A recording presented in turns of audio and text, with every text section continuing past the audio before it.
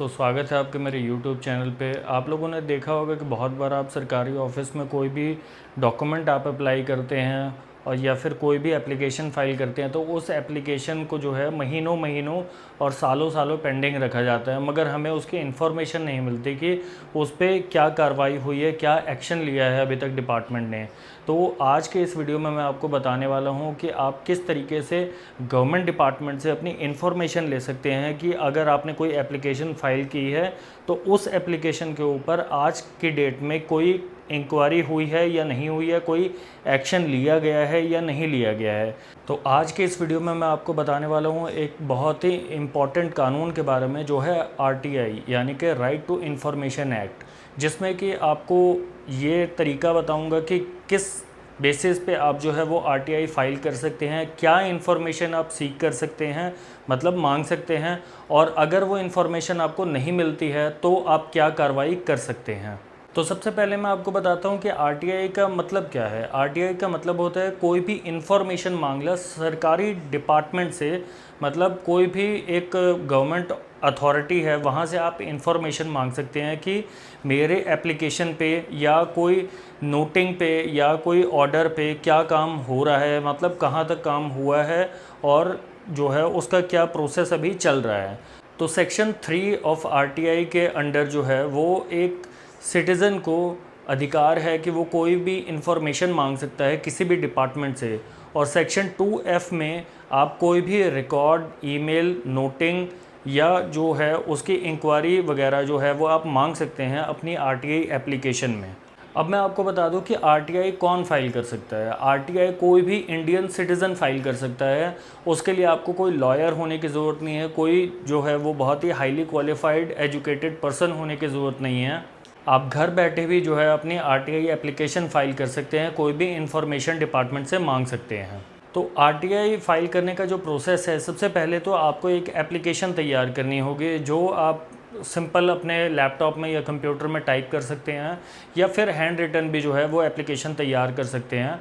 जो वो एप्लीकेशन है आप कंसर्न पब्लिक इंफॉर्मेशन ऑफिसर को लिखेंगे, मतलब हर एक डिपार्टमेंट में एक आरटीआई डिपार्टमेंट होता है अलग से, जहाँ पे जो है वो पब्लिक इंफॉर्मेशन ऑफिसर बैठता है। तो आप वो एप्लीकेशन के ऊपर उसको एड्रेस करेंगे और वो एप्लीकेशन में जो है वो आप रेलेवेंट डॉक्यूमेंट्स मांग सकते हैं कि मुझे इस एप्लीकेशन में ये चीज़ें मुझे चाहिए। मतलब आप उस आरटीआई में सवाल नहीं कर सकते, किसी तरीके की क्वेश्चनिंग नहीं कर सकते। अधिकतर लोग क्या करते हैं कि जब वो आरटीआई फाइल करते हैं तो उसमें वो क्वेश्चन करते हैं और उसमें जो है उनको जो जवाब मिलता है वो होता है कि ये जो आपने सवाल पूछा है इसको हम आपको आंसर नहीं दे सकते हैं। ऑब्वियसली बिल्कुल जो डिपार्टमेंट है वो आंसर नहीं दे सकता, वो आंसरेबल नहीं है। तो आरटीआई में सिर्फ आप डॉक्यूमेंट मांग सकते हैं।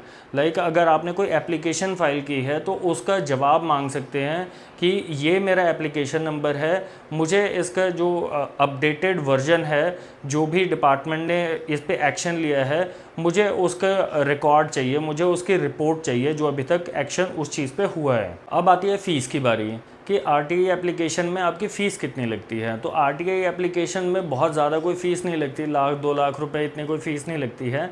आरटीआई एप्लीकेशन में महज 10 रुपये लगते हैं जो उनकी फ़ीस होती है। और जो है वो जो बीपीएल कैटेगरी के पुअर पर्सन हैं उनके लिए तो फ्री है, मतलब अगर उनके पास बीपीएल कार्ड है तो वो लोग फ्री में कोई भी इंफॉर्मेशन सीख कर सकते हैं। अब इसके दो तरीके हैं आरटीआई सीख करने के, online mode, offline mode. Online mode में आप वेबसाइट पे जा सकते हैं। वेबसाइट पे जो है वो आरटीआई का ऑप्शन होता है ऑनलाइन, तो वो सारा फॉर्म वगैरह आप फिल करेंगे, उसमें अपने जो है वो डॉक्यूमेंट जो आप सीख कर रहे हैं वो उसकी इन्फॉर्मेशन फिल करेंगे और वो जो सबमिट जब आप कर देंगे तो ऑनलाइन आपको पेमेंट करनी होगी। And second one is offline mode. तो ऑफलाइन मोड में जाहिर सी बात है कि आपको वो एप्लीकेशन या तो आपने हैंड रिटन लिखी होगी या लैपटॉप से टाइप करके प्रिंटर से प्रिंट निकाल के जो है वो लेके गए हैं, तो उस पर साइन करेंगे और जो ऑफलाइन मोड से पब्लिक इंफॉर्मेशन ऑफिसर को वो एप्लीकेशन दे देंगे और उस पर एक नंबर लगवा लेंगे ताकि वो आपके रिकॉर्ड के लिए आपके पास हो। अब बहुत बार होता है कि हम एप्लीकेशन लगाते हैं मगर उसका जवाब नहीं मिलता, तो आरटीआई का सेक्शन 7 हमें ये कहता है कि कोई भी आरटीआई अगर आपने फाइल की है तो विद इन 30 डेज़ जो है वो आपको जवाब मिलना चाहिए डिपार्टमेंट से। और अगर कोई डिपार्टमेंट से जवाब नहीं मिलता है then it deem to be dismissed, मतलब उन्होंने खारिज कर दिया है।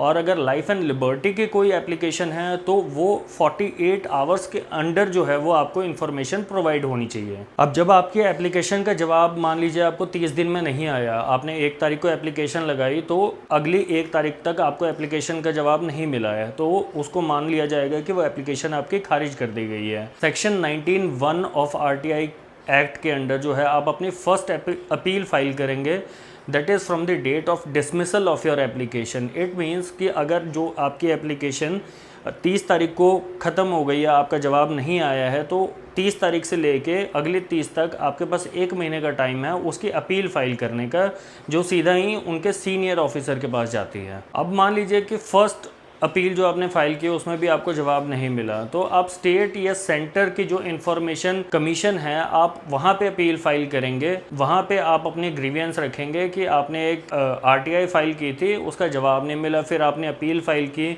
उससे भी आप संतुष्ट नहीं हैं या फिर आपको जवाब नहीं मिला, तो इसलिए आप जो है फर्दर अपील फाइल कर सकते हैं।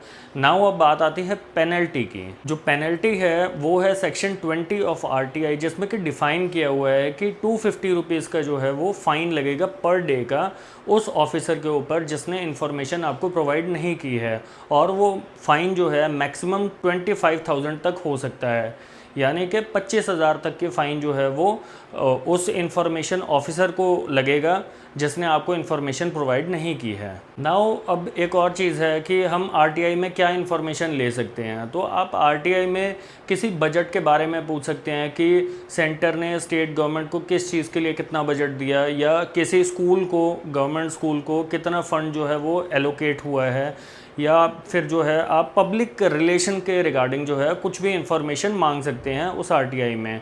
अब इन्फॉर्मेशन आप क्या नहीं मांग सकते आरटीआई में, मैं आपको वो भी बता देता हूँ कि सेक्शन 8 के तहत जो है आप किसी की प्राइवेट इन्फॉर्मेशन नहीं मांग सकते।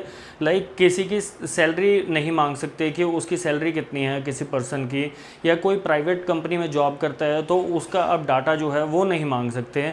और जो है किसी मैट्रिमोनियल केस में लोग सोचते हैं कि यार मैं आरटीआई में किसी की इनकम प्रूफ ले लूँ, तो वो पॉसिबल नहीं है, वो किसी का पर्सनल मैटर है, तो उस पर्सनल इन्फॉर्मेशन को आपको आरटीआई में नहीं दिया जाएगा। आरटीआई एक बहुत पावरफुल टूल है, मतलब अगर इसको आप सही तरीके से यूज़ करेंगे तो आप सिस्टम में हो रहे करप्शन को रोक सकते हैं, आप लोगों को एक्सपोज कर सकते हैं जो लोग करप्शन के लिए काम करते हैं, जो सोचते हैं कि उन्हें 2 पैसे मिले तो वो काम करेंगे। अब आरटीआई जो है वो सबके लिए अवेलेबल है, हर पर्सन जो है वो आरटीआई फाइल करके अपने फ़ाइल के बारे में पूछ सकता है कि मेरी फ़ाइल का प्रोसेस कहाँ तक पहुँचा है, उसमें क्या अपडेट है फर्दर। तो वो वाला टाइम चला गया जब कोई सरकारी बाबू अपने पास फ़ाइल दबा के रखता था और कहता था कि आप कल आना, आज तो मेरे पास काम बहुत है, आपकी फ़ाइल मिल नहीं रही है। तो ऐसे में आपको घबराने की बिल्कुल ज़रूरत नहीं है, आरटीआई एप्लीकेशन फ़ाइल करिए और अपनी फ़ाइल का जो है वो अपडेट पता करिए। तो अगर आपको ये मेरी वीडियो बहुत ही अच्छी लगी हो और इन्फॉर्मेटिव लगी हो तो प्लीज़ मेरे चैनल को लाइक कीजिए, सब्सक्राइब कीजिए और कमेंट करके बताइए कि ये आपको वीडियो कैसी लगी।